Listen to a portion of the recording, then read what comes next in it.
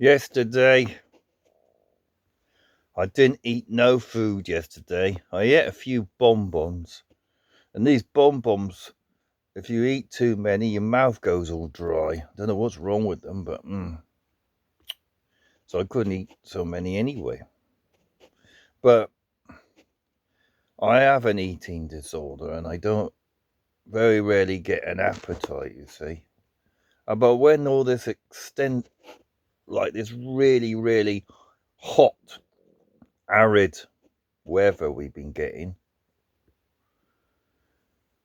I just lose my appetite. And I have got some kind of problem at the moment. I don't know if it's from so many head injuries, and they are caused from my house because I got low door frames and low ceilings, and I've actually walked into and fell across many door frames. If I was 5 foot, I'd be all right. It's an old house. It's probably 1800 or something like that. Well, that's what the neighbours is, and I think my house is in the same area or something. So I think I was February. It was snow outside, and I'd come in, and all of a sudden I slipped and I went thud, and head on the door frame, and a massive big lump on my head or something. I not you could see like you can see in cartoons or anything, but I was quite dizzy. And I don't know how that is, but I think prolonged lack of sleep and prolonged lack of food and not enough minerals, vitamin C and everything. Because like with me, it's like maybe one meal a day, if what. And I've got enough money to feed myself. It's just, I just don't have the appetite. The doctor tried to give me antidepressants. Said, "Oh, that'll give you your strength back." Well, that was a very stupid thing. I tried one of these tablets.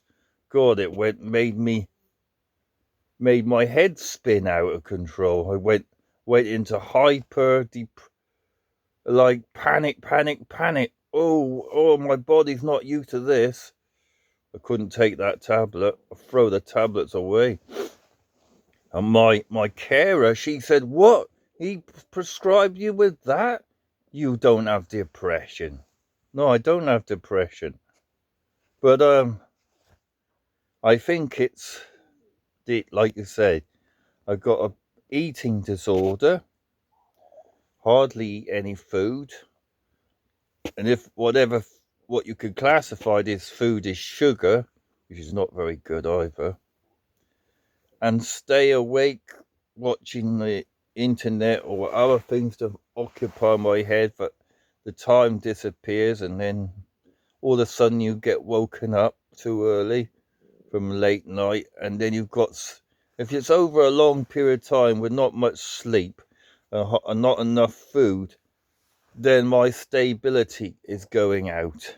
And if it's done over many, many years, which I think I read on Google, it can affect your brain. So that could be the fact.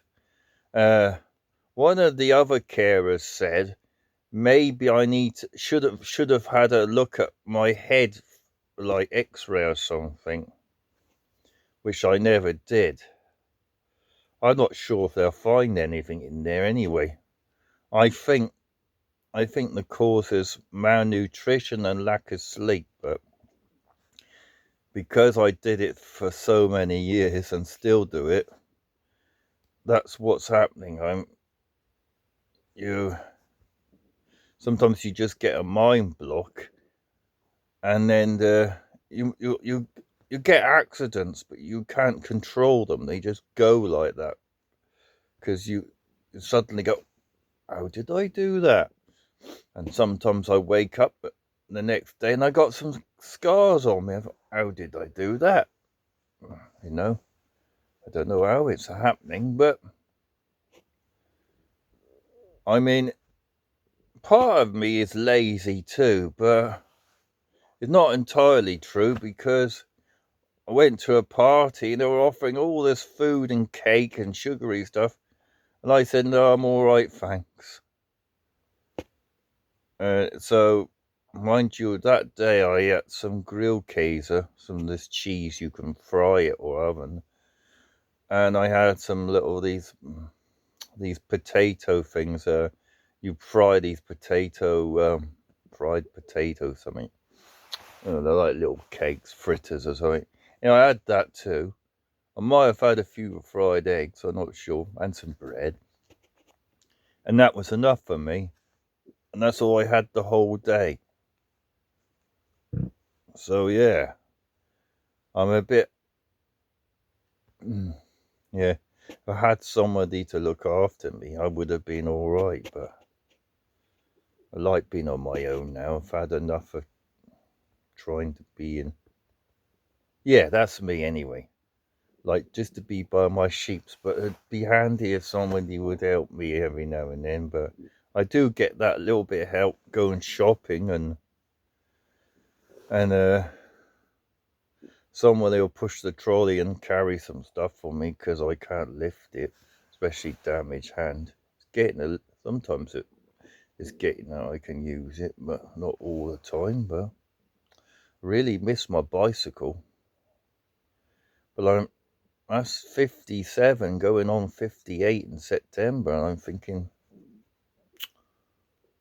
if I want to go to the Baggersea for a swim, or sit by the Baggersea, the big lake, I mean, because bagger means like the digger thing, excavator, and where they excavated all the minerals out, and then they fill it up with water and trees around it, and people can go swimming and sunbathing when it's safer.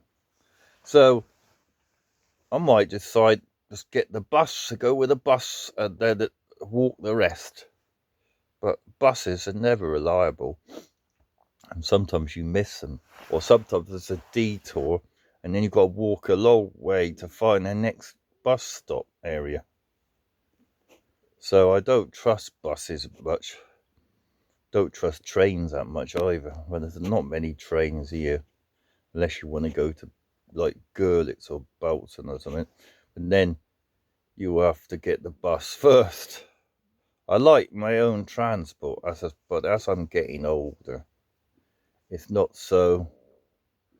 I have not so much strength in my body these days. There's big times when I've been cycling and I've completely crashed out by the side of the road, and I'm just like trying to get my strength back so I sleep a little by the side of the road, and then there'll be people making videos and saying, is he on something or something? Is he taking something? No one's actually ever thought about if somebody's like the right thing. They should be thinking, well, maybe he's just exhausted. Well, I was exhausted. And when you cycle and you don't put any energy into your body, a lot of the time you're exhausted. And when you're younger, it don't make a lot of difference. You could keep doing it, but as you get older, the body can't take it anymore, and you'll just doze off by the side of the road somewhere with your bicycle, and then you get enough energy, and then you cycle. I don't like it when people keep stopping by and say, are you alright? Are you alright? And then the police tell me, are you alright? Are you taking something? No, I'm just taking a nap, if it's okay. But yeah, I haven't had that problem so far. Anyway, that's me ranting about my bad health.